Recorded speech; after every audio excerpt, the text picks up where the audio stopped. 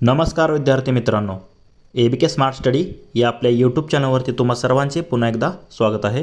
तर मित्रांनो, आपला नाशिक ग्रामीण पोलीस शिपाई भरतीचा दिनांक 7 जुलै 2024 साली झालेला आपला हा पेपर सुरू आहे। तर याचे या अगोदर आपण 3 भाग पाहिलेले आहेत। तर त्याच पेपरचा आज आपण इथे चौथा भाग पाहणार आहोत।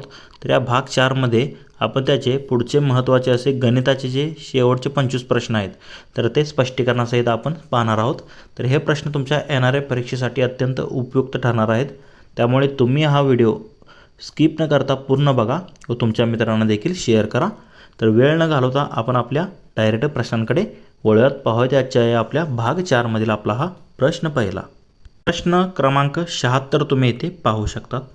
तर काय दिले आपल्याला इथे, एक मुलगा त्याच्या घरापासून उत्तरेकडे 20 मीटर गेला, तेथून पूर्वेकडे 6 मीटर गेला व तेथून पुढे दक्षिणेकडे वळून 12 मीटर चालत गेला, तर तो त्याच्या घरापासून किती अंतरावर पोहोचलेला आहे। तर आता इथे जर तुम्ही पाहिलं तर सुरुवातीला काय गेला तो मुलगा घरापासून उत्तरेकडे 20 मीटर गेला। तर इथे आपण बघूया उत्तरेकडे जो आहे तर तो 20 मीटर गेलेला आहे। तेथून पूर्वेकडे 6 मीटर गेला, मग इथून पूर्वेकडे किती गेला, 6 मीटर गेला व तेथून पुढे दक्षिणेकडे किती गेला, आता 12 मीटर गेला। मग इथे जर पाहिलं तर इथे दक्षिणेकडे 12। तर आता सुरुवातीला हे किती आहे, हे 20 आहे। त्यानंतर इथे जर पाहिलं तर ते आहे 6 आणि हे आहे 12। इथे जर तुम्ही पाहिलं तर हे अंतर किती आहे, तर हे आहे 6। त्याच्या सुरुवातीच्या ठिकाणी इथे आहे। तर आता इथून त्याला इथेपर्यंत जायला म्हणजे इथेपर्यंत जायला त्याला मग आता किती अंतर कापावं लागेल, तर हे 6 आहे। हे आपल्याला कर्ण जो आहे त्याला आपण x मानू आणि इकडे जर तुम्ही पाहिलं उभे हे टोटल 20 आहे। 20 मधून 12 गेले किती राहिले, 8 राहिले। ही बाजू 6, ही बाजू 8। आता 8 आणि 6 इथे जर तुम्ही पाहिलं तर पायथागोरस प्रमेयानुसार कर्णवर्ग बरोबर काय असतं, दोन बाजूंच्या वर्गाची बेरीज असते। 8चा वर्ग किती आहे 64 आणि 6चा वर्ग 36, बेरीज किती येते 100 येते। आता 100 कशाचा वर्ग आहे, तर तो 10चा वर्ग आहे। म्हणजे ह्याच्या आता सुरुवातीपासूनच्या आता ठिकाणापर्यंत अंतर किती असणार आहे, तर ते 10 मीटर असणार आहे। तर 10 मीटर आपल्याला कशामध्ये दिले, तर पर्याय क्रमांक 1 मध्ये दिलेलं आहे। तेच आपलं या प्रश्नाचं योग्य आन्सर असणार आहे। पुढील प्रश्न पाहूयात। प्रश्न क्रमांक 77 काय दिले आपल्याला इथे, एका विद्यार्थिनीला 5 विषयात सरासरी 72 गुण मिळाले, परंतु फेर तपासणीनंतर असे आढळले की तिला एका विषयात 94 गुण देण्याऐवजी चुकून 64 गुण देण्यात आले होते। तर फेर तपासणीनंतर तिच्या नवीन गुणांची सरासरी किती असेल। आता ह्या प्रश्नासाठी एक छोटीशी ट्रिक आहे, लक्षात घ्या। काय असतं माहिती आहे की यामध्ये आता तिचे किती मूळचे गुण किती होते, 94 होते। तिच्याऐवजी किती 64 गुण जे आहेत तर ते देण्यात आले। 64 पैकी म्हणजे त्याला द्यायला पाहिजे होते किती 94 द्यायला पाहिजे, पण चुकून किती झालं 64 झालं। तर आता त्याची काय सरासरी जी आहे तर ती 72 आहे। म्हणजे याची काय होते, सरासरी जी आहे तर ती वाढत असते नेहमी, लक्षात घ्या। तर आता इथे जर कारण 96 जे 94 गुण आहेत ते 64 पेक्षा जास्त आहेत। दोघातील फरक जर पाहिला तर कितीचा आहे, एकूण 30 गुणांचा फरक आहे 94 आणि 64 मध्ये।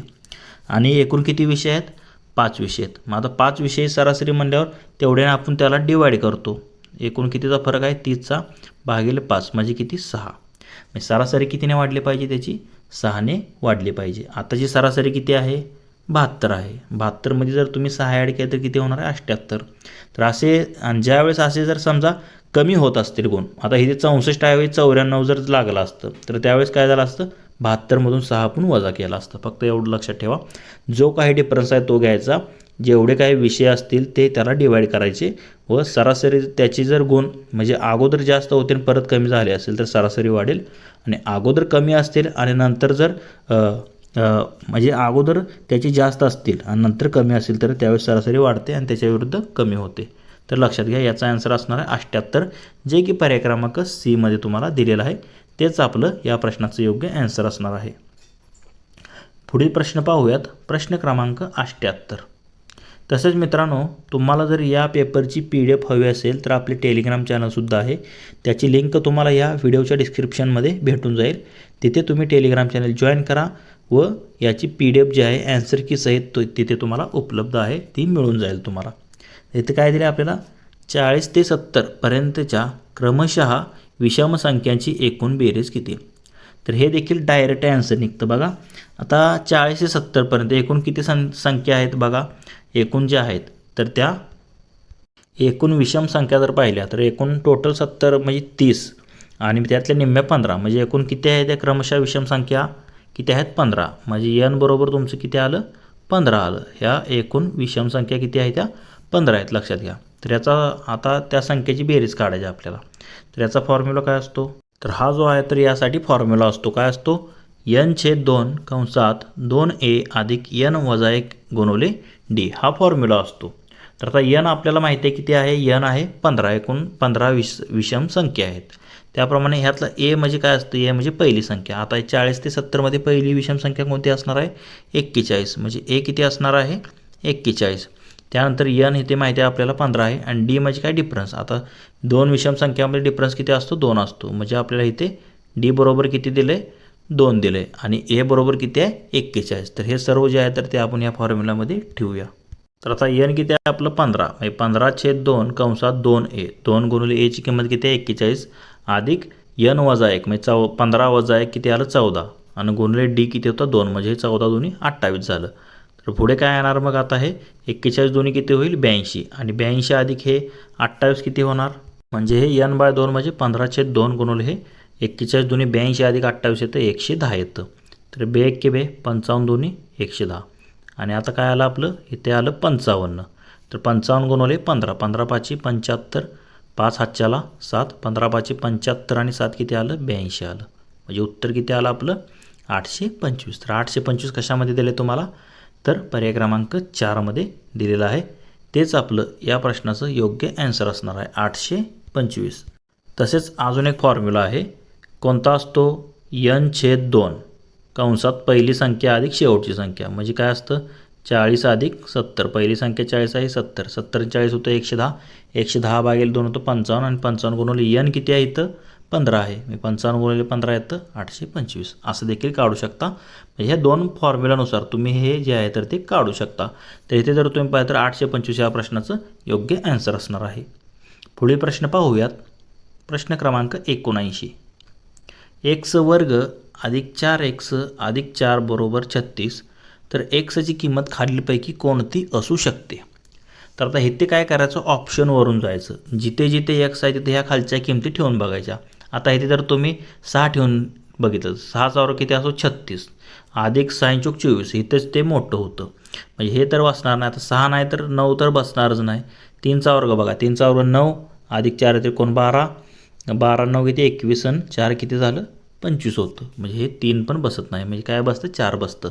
4चा वर्ग किती असतो 16 अधिक 4 गुणिले x म्हणजे 4 चोक 16 म्हणजे जिथं x आहे तिथं 4 ठेवा आणि हे अधिक 4 16 आणि 16 32 आणि 4 किती येतं 36 येतं म्हणजे 36 बरोबर 36 म्हणजे xची किंमत किती असायला पाहिजे इथे तर ती 4 असायला पाहिजे तेव्हाच डावी बाजू बरोबर उजवी बाजू येते. म्हणून ऑप्शन डी मध्ये दिले तेच आपलं या प्रश्नाचं योग्य ॲन्सर असणार आहे. पुढील प्रश्न पाहूयात. प्रश्न क्रमांक 80 काय दिले आपल्याला इथे एक वस्तू 400 रुपयास विकल्यास 20% तोटा होतो. जर ती वस्तू 10% नफ्यात विकायची असेल तर ती वस्तू किती रुपयास विकावी लागेल. तर आता इथे आपल्याला सुरुवातीला काय दिलं आहे एक वस्तू 400 रुपयाला विकल्यास म्हणजे वस्तूची विक्री किंमत दिली आपल्याला आणि शेकडा तोटा दिला आहे तुम्हाला 20% आहे. तर यावरून तुम्हाला पहिल्यांदा काय करावं लागेल तर त्या वस्तूची जी आहे तर ती खरेदी किंमत काढावं लागेल आणि जी खरेदी किंमत आहे त्यावर ती वस्तू 10% नफ्याने विकायची असेल तर शेकडा 10% नफा पाहिजे असेल तर त्यानंतर त्या वस्तूची परत जी आहे तर ती नवीन येणारी विक्री किंमत आपल्याला काढायची आहे. तर ते आता कसे काढतोय ते तुम्ही पाहू शकता. तर आता गणितात दिल्याप्रमाणे तुम्ही ते पाहू शकता. विक्री किंमत किती आहे 400 रुपये सुरुवातीला त्यावेळेस शेकडा तोटा किती 20% झाला होता. खरेदी किंमत बरोबर सूत्र काय असतं विक्री किंमत गुणिले 100 भागिले 100 वजा शेकडा तोटा असतो. विक्री किंमत आहे आपली 400 गुणिले हे 100ला 100 भागिले 100मधून शेकडा तोटा 20 गेले किती राहिलं 80 राहिलं. ह्या शून्याला ही शून्य गेली 8 1 8 8 5 40 100 5 500 हे 500 रुपये काय आली त्या वस्तूची खरेदी किंमत आली. तर आता आपल्याला माहिती आहे त्या वस्तूची खरेदी किंमत 500 आहे आणि त्यावर आपल्याला शेकडा नफा किती पाहिजे 10% पाहिजे. ह्यावरून आपल्याला नवीन विक्री किंमत काढायची आहे. मग विक्री किंमत बरोबर काय सूत्र असतं 100 अधिक शेकडा नफा भागिले 100 गुणिले खरेदी किंमत आता 100 अधिक शेकडा नफा म्हणजे किती 10 आहे. मग 100 अधिक 10 हे 110 आलं. गुणुले हे खरेदी किंमत आत्ताच काढली आपण 500 भागिले 100. ह्या 2 शून्याला ह्या 2 शून्य गेल्या. 11 5 55 वरचा एक शून्य म्हणजे किती 550. म्हणजे 10% नफा जर आपल्याला पाहिजे असेल तर ती वस्तू आपल्याला आता 550 म्हणजे 550 रुपयाला विकावी लागेल. हेच या प्रश्नाचं योग्य ॲन्सर असेल. तर 550 आपल्याला पर्याय क्रमांक 1 मध्ये दिलेलं आहे. तेच आपलं या प्रश्नाचं ॲन्सर असेल. पुढील प्रश्न पाहूयात. प्रश्न क्रमांक 81. पुढीलपैकी सर्वात लहान अपूर्णांक कोणता? तर आता असे जेव्हा तुम्हाला दिलेलं असतं बघा अंश आणि छेदात. आता आपल्याला अपूर्णांक कोणता आहे म्हणजे लहान किंवा मोठा ठरवायचं असतं. त्यावेळेस आता इथे जर तुम्ही पाहिलं अंश आणि छेद यामध्ये कितीचा फरक आहे 3 आणि 4 मध्ये 1चा फरक आहे. इथे पण 11 आणि 12 मध्ये कितीचा फरक आहे 1चा फरक आहे. 8 आणि 9 मध्ये कितीचा 1चा फरक आहे. 2 आणि 3 मध्ये 1चा फरक आहे. असं जेव्हा तुम्हाला ऑप्शन असतील पर्यायामध्ये तर यासाठी एक थेट तुमचं 2 सेकंदात उत्तर निघून जातं. काय करायचं जेव्हा अंश आणि छेदामध्ये 1चा फरक असतो आणि ज्याचा छेद जो आहे तर तो अंशापेक्षा मोठा असतो. काय म्हणलं मी दोघांमध्ये 1चा फरक पाहिजे आणि छेद जो आहे तर तो अंशापेक्षा मोठा असेल.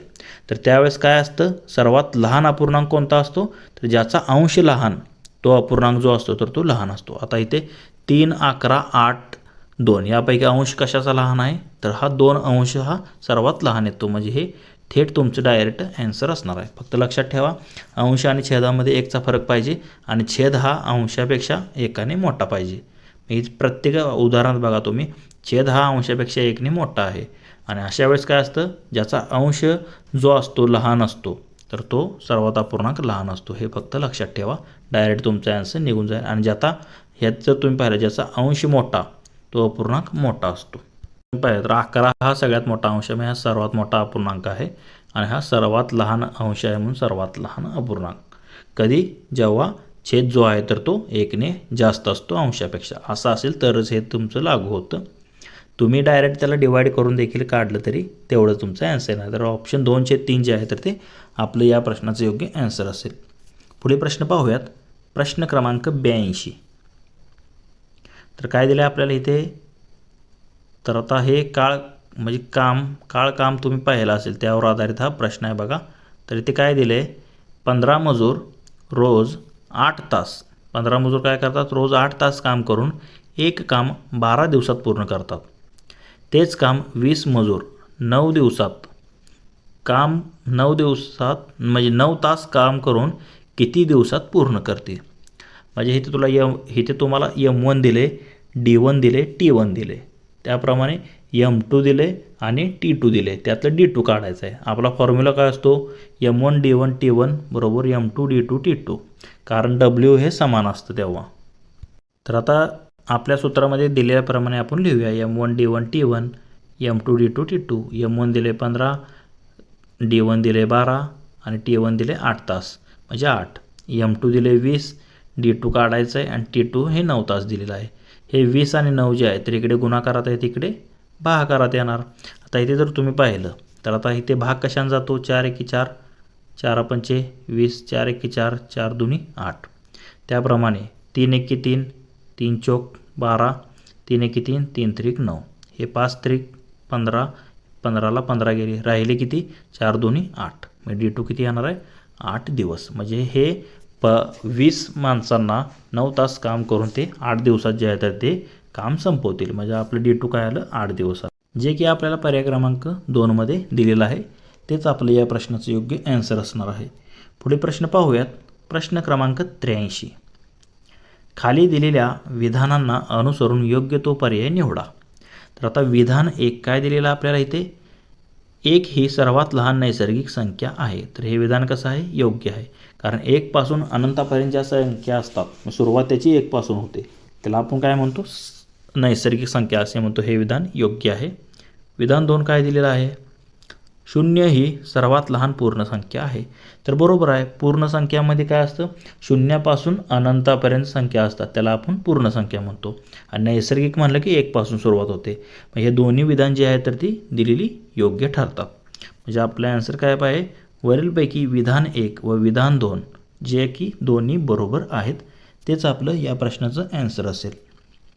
पुढील प्रश्न पाहूयात. प्रश्न क्रमांक 84. तर काय दिले आपल्याला इथे 290 फळांपैकी 26 फळे खराब निघाली. उरलेल्या फळांपैकी 1 डझन फळांची एक पेटी याप्रमाणे पेट्या तयार केल्या तर एकूण किती पेट्या तयार होतील. आता सुरुवातीला किती फळे आहेत 290 फळे आहेत. त्यापैकी खराब किती झालेत 26. 290मधून 26 गेले किती राहतात तर 264 जे आहे तर ते शिल्लक राहतात. म्हणजे आता एकूण फळे किती आहेत 264. तर पुढे काय म्हणलं आहे आता उरलेली फळे किती 264 आहेत. तर या फळांपैकी 1 डझन फळांची एक पेटी. आता 1 डझनमध्ये किती असतात 12. या 264ला काय करावं लागेल आपल्याला 12ने भागावं लागेल. म्हणजे 1 डझन फळांची एक पेटी याप्रमाणे पेट्या तयार केल्या तर एकूण किती पेट्या तयार होतील 12 एके 12, 12 दोन्ही 24, उरले 2 वरून घेते 4, 12 दोन्ही 24, किती राहिलं 22 आलं याचं आन्सर. म्हणजे एकूण 1 डझन याप्रमाणे 264 फळांच्या किती पेट्या तयार होणार आहेत 22 पेट्या तयार होणार आहेत. ऑप्शन 1 मध्ये दिलं आहे तुम्हाला, तेच आपलं या प्रश्नाचं योग्य आन्सर असेल. पुढील प्रश्न पाहूयात. तर बघा प्रश्न क्रमांक 85. काय दिले इथे एका पिशवीत 1 रुपयांची, 5 रुपयांची आणि 10 रुपयांची नाणी 2 3 1 या प्रमाणात आहेत. जर त्या नाण्यांची एकूण रक्कम 540 रुपये असल्यास त्या पिशवीत 10 रुपयांचे नाणे किती आहेत. म्हणजे 10 रुपयांच्या नाण्यांची संख्या आपल्याला काढायची आहेत आणि त्या नाण्यांचे जे आहे तर 1 रुपये 5 रुपये 10 रुपयाचं त्यांचं आपल्याला काय दिले इथे प्रमाण दिले 2 3 1 आणि एकूण रक्कम पण दिली तुम्हाला 540 रुपये. तर यावरून आपल्याला एकूण किती नाणे आहेत हे काढायचं आहे. तर कसं काढतो आपण हे तर आता गणितात दिल्याप्रमाणे तुम्ही इथे पाहू शकता. तर 1 रुपयाची 2 प्रमाणात आहेत, 5 रुपयाची 3 आणि 10 रुपयाची 1, 2 3 1 या प्रमाणात आहेत. एकूण रक्कम किती आहे 540 आहे. तर आता ही x प्रमाणात मानले तर हे 2x गुणोत्तर होईल, हे 15x होईल, हे 10x होईल. x म्हणजे काय नाण्यांची संख्या असेल समजा असं म्हणू आपण. आता टोटल बेरीज किती आहे म्हणजे ही एकूण रुपयाची संख्या मानली आपण 2x म्हणजे 2x अधिक 15x अधिक 10x एकूण किती 540 रुपये आपल्याला दिलेलं आहे. 15 2 17 आणि 10 किती 27x बरोबर हे 540 आलं. x बरोबर काय होणार हे 27 तिकडे भागाकारात जाईल. x बरोबर 540 भागिले हे 27, 27 1 27, 27 दोन्ही 54 म्हणजे वरचा 0 किती आलं 20 आलं. xची किंमत 20 आली. म्हणजे 20 जे आहे तर ती ही जी आहे तर ती एकूण xची किंमत आली. आता 10 रुपयाची नाणी आपल्याला सुरुवातीला काढाय. 10 रुपयाची नाणी किती आहेत त्याचं गुणोत्तर किती आहे 2 म्हणजे काय 10 रुपयाचं नाण्याचं गुणोत्तर किती आहे 1 आहे बघा इथे. म्हणजे आपल्याला काय करावं लागेल 1 गुणिले 20 करावं लागेल. म्हणजे किती 20 जे आहे तर ती 10 रुपयांची नाणी असणार आहे. त्याप्रमाणे 5 रुपयांची नाणी किती तरी विचार नाही तरी पण आपण काढूया. हे 20 आपलं आन्सर आलं. 20 नाणी 10 रुपयांची आहेत. 5 रुपयांची किती ह्याचं गुणोत्तर 3 आहे. म्हणजे 20 त्रिक किती 60, 60 नाणी जी आहे तर ती 5 रुपयांची आणि 1 रुपयांची नाणी किती ही 2x म्हणजे 20 गुणिले 2 म्हणजे 40. आता या सर्वांची जर बेरीज केली तुम्ही 20 10 किती 200 अधिक 6 5 30, 300 200 300 500 झालं आणि 40 गुणिले 1 किती 40 म्हणजे 540 बरोबर येतं. म्हणजे आपल्याला 10 रुपयाची नाणी विचारली तर ती किती आहेत तर ती 20 आहेत. तेच आपल्या या प्रश्नाचं योग्य आन्सर. तर 10 रुपयाची नाणी एकूण किती आहेत तर ती 20 आहेत. पुढील प्रश्न पाहूयात. प्रश्न क्रमांक 86. काय दिलं आहे आपल्याला इथे जर एका वर्तुळाची त्रिज्या 28 सेंटीमीटर आहे तर त्या वर्तुळाचा परिघ किती. तर आता परिघ बरोबर काय असतं वर्तुळाचा 2 पाय r हे सूत्र असतं. तर ह्यातलं काय काय दिलं आहे आपल्याला त्रिज्या दिली आहे. त्रिज्या किती दिली आहे 28 दिले. तर परिघ काय असतो 2 गुणिले पायची किंमत 22/7 असते आणि गुणिले त्रिज्या किती आहे 28 2 पाय r. 7 1 7, 7 चौक 28, 22 दोन्ही 44 आणि 44 चौक किती येतं 176 किंवा 22 चौक 88 आणि 88 दोन्ही किती 176. म्हणजे 176 काय असणार आहे तर तो त्या वर्तुळाचा परिघ असेल. परिघाचं सूत्र असतं 2 पाय r आणि क्षेत्रफळाचं असतं वर्तुळाच्या पाय r वर्ग. हे देखील लक्षात ठेवा. तर ऑप्शन सी आपलं ह्या प्रश्नाचं योग्य आन्सर असेल 176 सेंटीमीटर. पुढे प्रश्न पाहूयात. प्रश्न क्रमांक 87. काय दिले आपल्याला इथे सौरभने 800 मीटर पोहण्याच्या स्पर्धेत भाग घेतला. त्याचा पोहण्याचा वेग 16 किलोमीटर प्रति तास आहे. जर तो प्रवाहाच्या दिशेने पोहला आणि प्रवाहाचा वेग 4 किलोमीटर प्रति तास असल्यास तो 800 मीटर अंतर किती वेळेत पूर्ण करेल. म्हणजे आता सौरभला 800 मीटर पोहण्याच्या स्पर्धेत त्याने भाग घेतलेला आहे आणि तो जो पोहतो त्याच्या खालचा जो पाण्याचा प्रवाह आहे तो पाण्याचा प्रवाह 4 किलोमीटर प्रति तास दिलेला आहे आणि त्याचा स्वतःचा वेग किती आहे 16 किलोमीटर प्रति तास. तर तो अंतर जो आहे आता प्रवाहाच्या दिशेनेच अंतर कापायचं आपल्याला. त्याने असं दिले प्रवाहाच्या दिशेने त्यानं दिले म्हणजे प्रवाहाचा वेग आणि त्याचा वेग दोघांचे बेरीज होणार. मग टोटल त्याचा वेग किती होणार स्वतःचा वेग 16 आणि प्रवाहाचा वेग 4 किती 20 किलोमीटर प्रति तास येणार.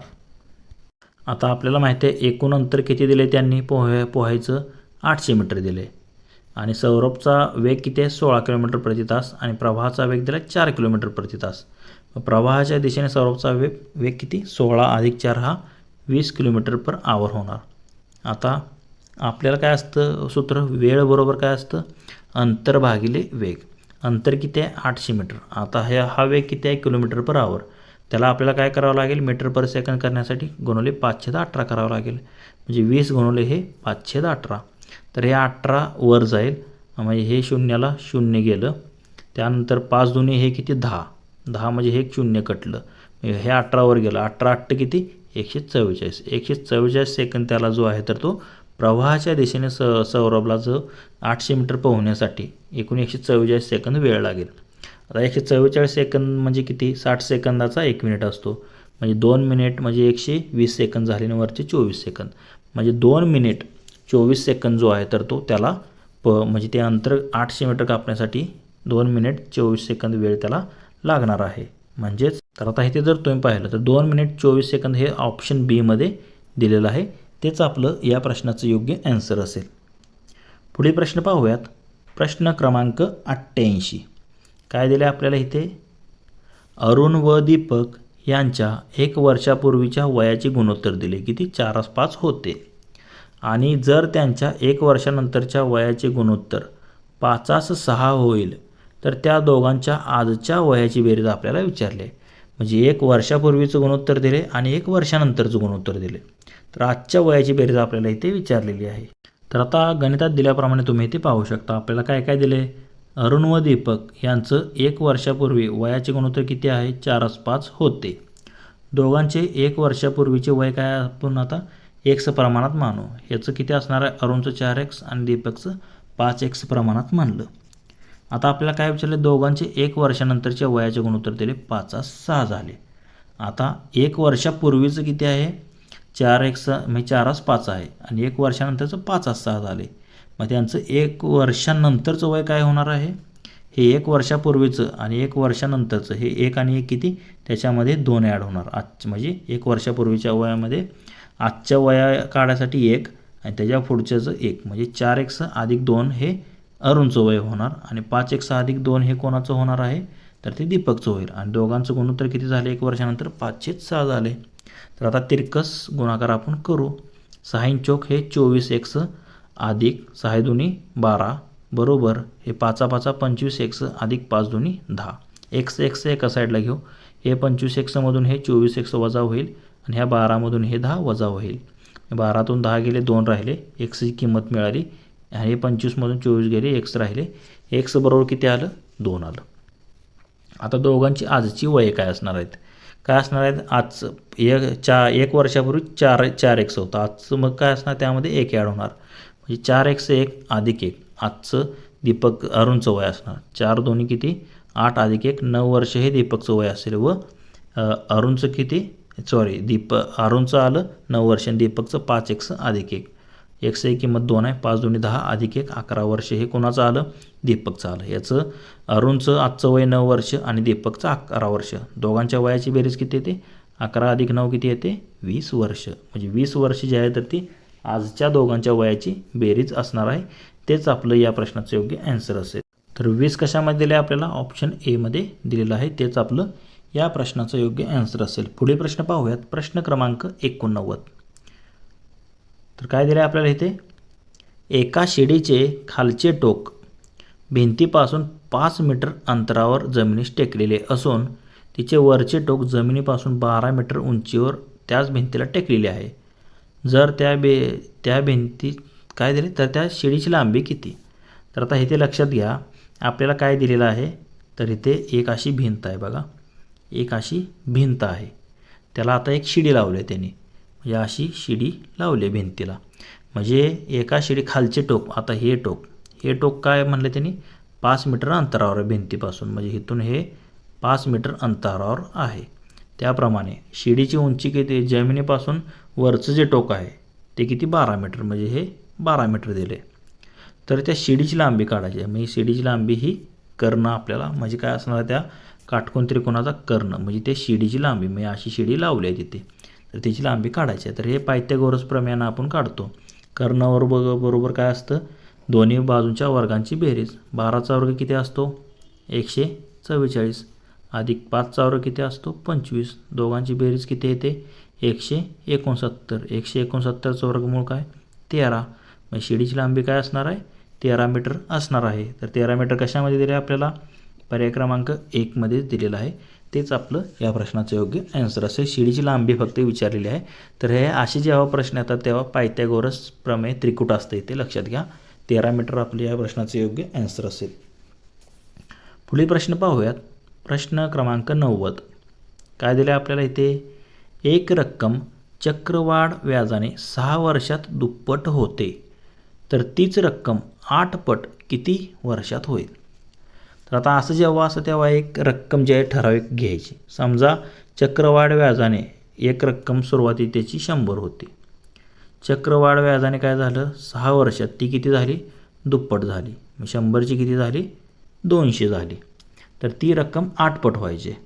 मग 8 पट किती वर्षात होईल. आता दुप्पट किती झाली 6 वर्षात दुप्पट झाली. आता परत 6 वर्षांनी किती होणार आहे हे, परत 6 वर्षांनी 200ची किती होणार हे 400 होणार. आणि परत 6 वर्षांनी किती होणार अजून 400ची 800 होणार. म्हणजे हे 6 6 6 किती 18 वर्ष झालं. अगोदर किती होती 100, 100ची 8 पट किती 800 झाली. म्हणजे 6 6 6 एकूण किती वर्ष झाले 18 वर्ष झाले. म्हणजे एकूण 18 वर्षात जे आहे तर ती रक्कम जी आहे तर ती 8 पट होते. किंवा कोणतीही संख्या घ्या 10 घ्या 20 घ्या, त्या रक्कमची पट विचारले. म्हणजे एकूण जी आहे तर ती 6 वर्षात दुप्पट होते, 12 वर्षात चौपट झाली आणि 18 वर्षात 8 पट झाली. म्हणजे ऑप्शन डी मध्ये दिले, तेच आपलं या प्रश्नाचं योग्य आन्सर असेल. पुढील प्रश्न पाहूयात. प्रश्न क्रमांक 91. काय दिलं आपल्याला इथे, अनिकेत एक काम 20 दिवसात पूर्ण करतो. तेच काम पूर्ण करण्यास विशालला 30 दिवस लागतात, तर दोघे मिळून तेच काम किती दिवसात पूर्ण करतील. तर आता काम तुम्ही पाहिलं असेल, तर यावरती आधारित हा प्रश्न आहे. तर याचं आन्सर कसं काढतो आपण, तर याचं देखील तोंडी उत्तर निघतं. तरी पण आपण काही मुलांना आता नवीन विद्यार्थ्यांना समजत नाही, तर आपण सांगूया. लक्षात घ्या, अनिकेत जो आहे तर तो 20 दिवसात काम पूर्ण करतो आणि विशाल जो आहे 30 दिवसात पूर्ण करतो. आता काय करायचं, ह्या 20 आणि 30चा लसावी घ्यायचा. तो लसावी किती येतो तर तो येतो 60. तर 60 दिवस जे आहे तर तो त्या दोघांना मिळून जे आहे तर एकूण काम किती झालं त्यांचा लसावी, म्हणजे 30 दुनी 60, म्हणजे त्याला 20 ने बाय देखील भागा. तुम्ही 60 जो काय झाला त्यांचं एकूण काम झालं. आता ह्याला जर 20 ने भागलं किती येतं 3 येतं, 20 त्रिक 60. हे काय असणार आहे अनिकेतचं एका दिवसाचं काम असणार आहे किती 3. म्हणजे 60 पैकी 3 भाग अनिकेत एका दिवशी संपवतो आणि विशाल किती 60 भागिले 30 म्हणजे किती 2. म्हणजे विशाल एका दिवसात त्या कामाचा 2 भाग संपवतो. मग दोघांचे एक दिवसाचे मिळून काम काय असणार आहे, अनिकेतचं हे 3 भाग काम आणि विशालचं हे 2 भाग काम. किती झालं हे एकूण 3 आणि 2 5 भाग काम जे आहे तर ते दोघे मिळून एका दिवसात संपवतात. मग त्यांना किती काम संपवायचं आहे 60 भाग काम संपवायचं आहे. मग काय करावं लागेल, ह्या 60 भागाचं जे काम आहे 60 काम संपवायला त्यांना एका दिवसात त्यांचं काम आहे त्यांनी भागावं लागेल. मग एकूण किती आहे त्यांचं 60 भागिले एका दिवसाचं काम किती आहे 5 भाग. म्हणजे 60 भाग संपवण्यासाठी त्यांना किती दिवस लागतील 60 भागिले 5 म्हणजे किती 12 पंचवीस 60, म्हणजे 12 दिवसात जे आहे तर ते दोघे जे आहे तर ते काम संपवतील. म्हणजे आपलं ॲन्सर काय असणार आहे इथे, तर इथे पेपरमध्ये थोडी प्रिंटिंग मिस्टेक झाली, त्यांनी 10 दिलं होतं, पण किती 12 दिवसात जे आहे तर ते दोघे ते काम जे आहे तर ते पूर्ण करतील. पुढील प्रश्न पाहूयात. प्रश्न क्रमांक 92. काय दिले आपल्याला इथे, पुढीलपैकी कोणत्या पदाची किंमत ही 720 गुणिले 27 एवढी आहे. तर आता जेव्हा तुम्हाला असं दिलेलं असतं आता लक्षात घ्या, शून्य तर सोडून घ्या, शेवटी आता शून्यच येणार आहे. कोणत्या जरी शून्याला कोणत्याही संख्येने शेवटी शून्यच येणार. असा गुणाकार बघा. आता ह्या 7नं ह्या शून्याला गुणलं, शून्य आलं. 7नं ह्या पुढच्या 72मध्ये 2ला गुणलं, किती येतं? 14 येतं. म्हणजे 4 आणि 0 म्हणजे दशक स्थानचा अंक किती येतो? 4 येतो.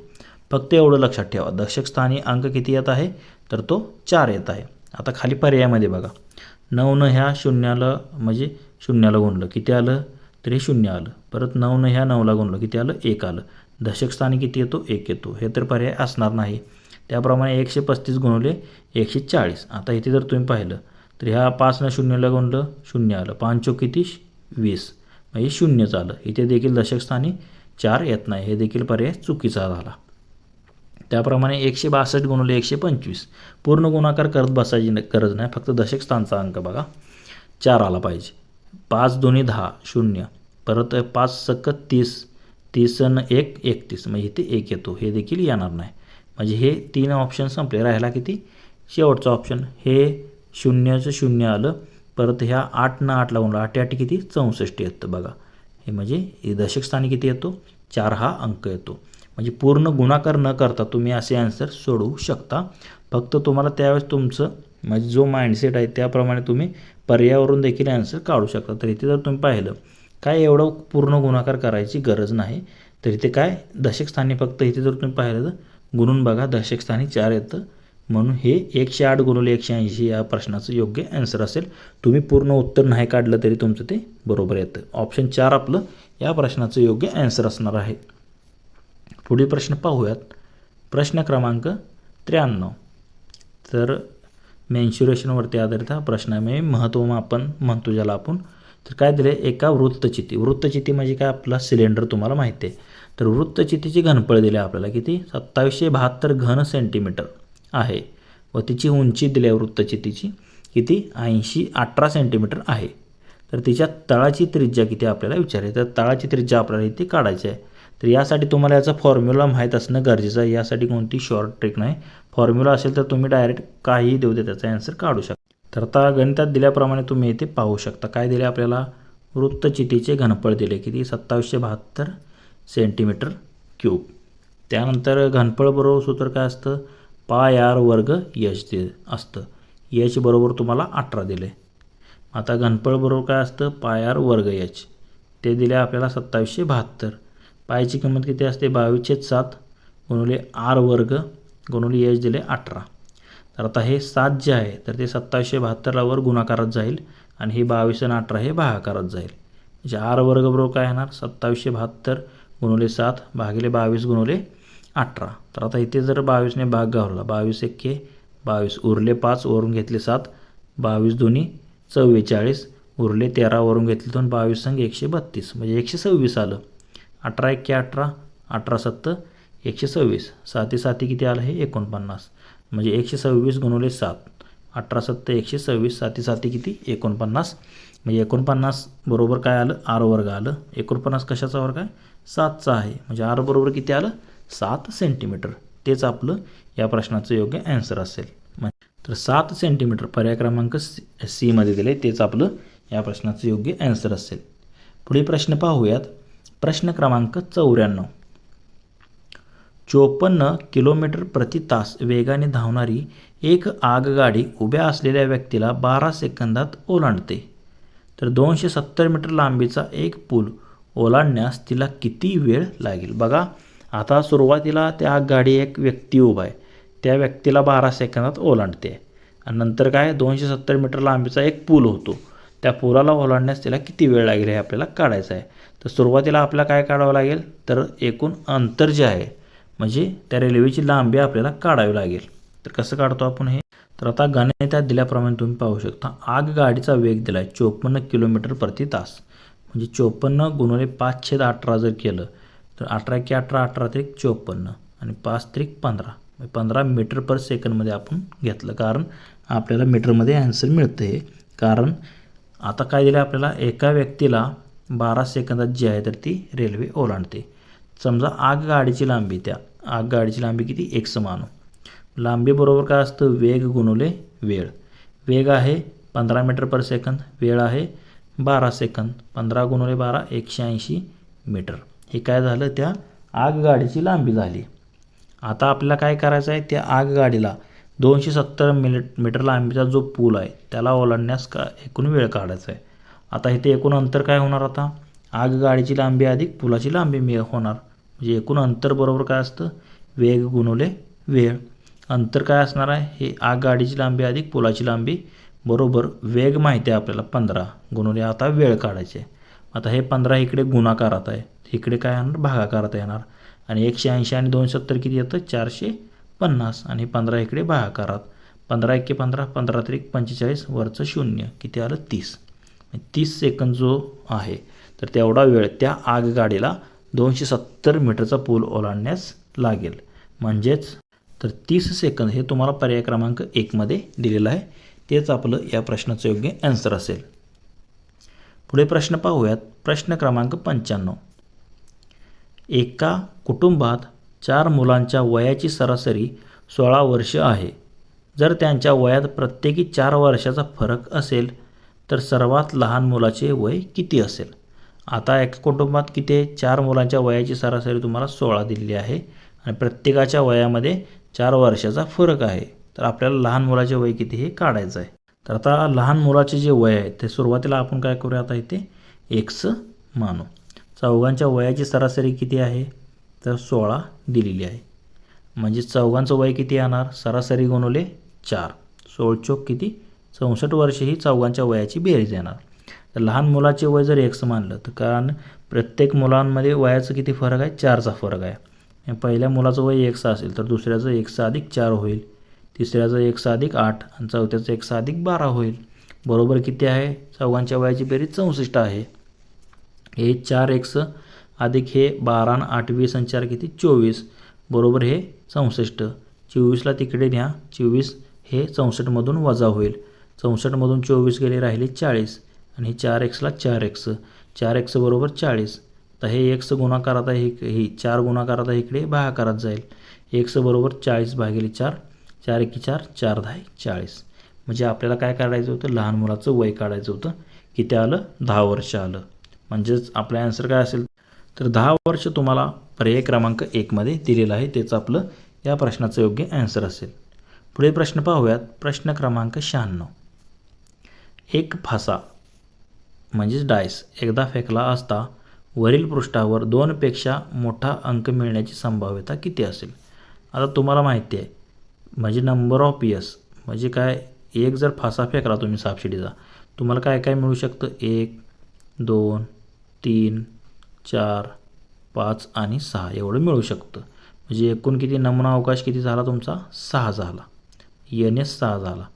म्हणजे हे NS तुमचं 6 झालं.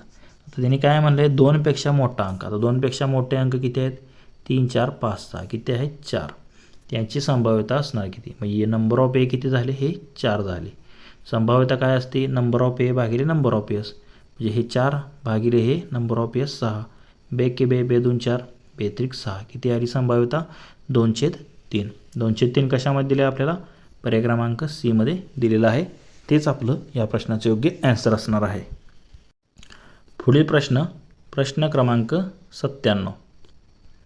तर मिश्रणावरती आधारित हा प्रश्न आहे.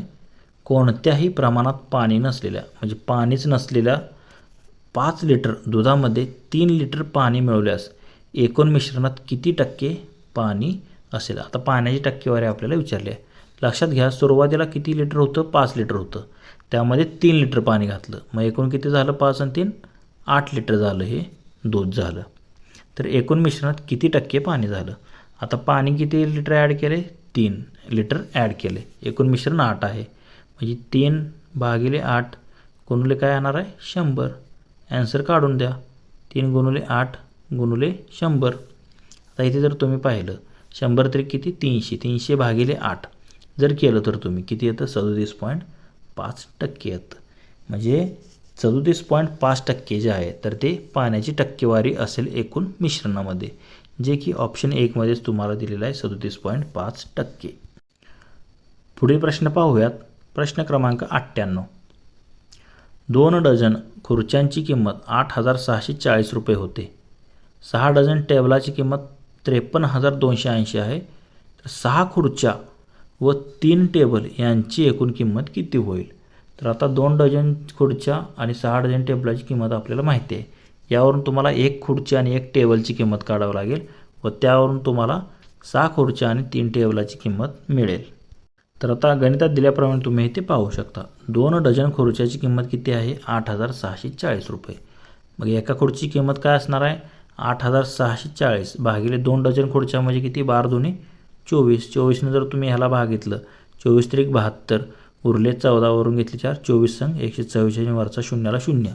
म्हणजे 360 रुपये तुम्हाला काय झाली? ते एका खुर्चीची किंमत भेटली. त्याप्रमाणे 6 डझन टेबलाची किंमत किती आहे? 53,280 रुपये. मग त्याचप्रमाणे एका टेबलची काय होणार? 53,280 भागिले 6 डझन म्हणजे किती? 12 संग किती? 72. म्हणजे 72ने तुम्हाला भागावं लागेल. तर 72ने भागा किंवा 6 गुणिले 12 असं देखील सेपरेट भागा. तर हे जर भागलं तर तुम्हाला किती येतं? 740 रुपये येतं, जी की एका टेबलची किंमत आहे. तर आपल्याला काय करायचं आहे? 6 खुर्च्या आणि 3 टेबल. 6 खुर्च्या म्हणजे 6 गुणिले खुर्ची, एका खुर्ची किंमत 360 अधिक 3 टेबल म्हणजे 3 गुणिले 740, हे येतं 2160 आणि हे येतं 2220. दोघांची बेरीज जर केली तर येते 4,380 रुपये. म्हणजे 6 खुर्च्या व 3 टेबलाची किंमत किती असणार आहे? 4,380 रुपये. तर कशामध्ये दिले हे? तर पर्याय क्रमांक 1 मध्येच दिलेलं आहे. तेच आपलं या प्रश्नाचं योग्य आन्सर असेल. पुढील प्रश्न पाहूयात. प्रश्न क्रमांक 99. एका संख्येचे 25% हे त्या संख्येच्या 41% पेक्षा 80ने कमी आहेत, तर ती संख्या कोणती? तर अशा वेळेस काय करायचं? ती संख्या x मानायची आणि जे काय दिले त्याप्रमाणे xला घेऊन टाकायचं. काय करू आहे ते? ती संख्या जी आहे तर ती आपण x मानू. आता काय म्हणलं आहे? xचे 25% हे काय आहे? xच्या 41% पेक्षा 80ने कमी आहे. म्हणजे x गुणिले 25% म्हणजे 25/100 बरोबर x गुणिले 41% म्हणजे x गुणिले 41/100 वजा किती? 80ने कमी. हे तुमचं समीकरण आलं. आता इथे जर तुम्ही पाहिलं 25 × 25 25 100 म्हणजे हे x भागिले 4 आलं इथे. हे 41x वजा 100 गुणिले 80 किती आलं? 8000 भागिले 100ला 100. तिरकस गुणाकार जर केला तर 100 गुणिले x हे 100x होईल आणि 41 चौक किती? 164x वजा 8 चौक 32,000. मग 100x बरोबर 164x वजा 32,000 आलं. हे 100x तिकडे काय जाणार? वजा होणार आणि वजा 32,000 हे अधिक 32,000 होईल. 164x मधून 100x गेले, राहिले किती? 64x राहिले बरोबर 32,000. म्हणजे x बरोबर हे 64 32,000ला भागाकारात जाईल. x बरोबर 32,000 भागिले 64. तर इथे जर तुम्ही पाहिलं 64 पंचे 320 असतं आणि वरचे 2 शून्य किती आलं? 500. म्हणजे x बरोबर किती आलं? 500. म्हणजे ती संख्या कोणती असणार आहे? तर ती 500 ही संख्या असेल. म्हणजे तर 500 ही संख्या तुम्हाला ऑप्शन डी मध्ये दिलेली आहे. तेच आपलं या प्रश्नाचं योग्य आन्सर असणार आहे. तर मित्रांनो, आजचा आपल्या या व्हिडिओमधील म्हणजे या पेपरमधील आपला हा शेवटचा प्रश्न आहे गणिताचा, प्रश्न क्रमांक 100. तसे मित्रांनो, तुम्हाला व्हिडिओ आवडला असेल तर लाईक करा, मित्रांना देखील शेअर करा. तर इथे काय दिलेलं आहे? 1 ते 50 पर्यंतच्या सर्व समसंख्या व सर्व विषम संख्या यांच्या बेरजेतील फरक किती? तर लक्षात घ्या, आता इथे जर तुम्ही पाहिलं तर एकूण संख्या किती आहे? त्या 50 आहेत. त्यातल्या काय असणार आहेत? 25 सम असणार आहेत आणि 25 ज्या आहेत तर त्या विषम असणार आहेत. तर यांच्या बेरजेतील फरक किती असतो? लक्षात घ्या, जेव्हा क्रमाने संख्या दिलेल्या असतात तेव्हा समसंख्या आणि विषम संख्या यांच्या बेरजेतील फरक काय असतो? n असतो. n म्हणजे जेवढ्या समसंख्या आहेत त्या किंवा जेवढ्या विषम संख्या आहेत तेवढा जो असतो तो फरक असतो. तर 1 ते 50 मध्ये 25 सम 25 विषम म्हणजे काय? फरक किती येतो? म्हणजे n किती येतं? 25. म्हणजे 25 जे आहे तर त्या दोघांच्या बेरजेतील जे आहे तर तो फरक असणार आहे. तेच आपलं या प्रश्नाचं योग्य आन्सर असेल. तर मित्रांनो, आपला नाशिक ग्रामीण पोलीस शिपाई भरतीचा दिनांक 7 जुलै 2024 साली झाला आपला हा पेपर सुरू होता. तर या पेपरचे आपण जवळपास जे आहे तर ते संपूर्ण प्रश्न जे आहेत तर ते स्पष्टीकरणासहित पाहिलेले आहेत. जर तुम्हाला या प्रश्नांमध्ये कोणती शंका वाटत असेल तर कमेंट करून नक्की सांगा. तसेच हा जर व्हिडिओ आवडला असेल तर लाईक करा व तुमच्या मित्रांना देखील शेअर करा. व असेच जर नवनवीन व्हिडिओ तुम्हाला हवे असतील तर आपले YouTube channel ABK smart study subscribe करा व समोरील बेल आयकॉन प्रेस करा. धन्यवाद मित्रांनो. जय हिंद, जय महाराष्ट्र.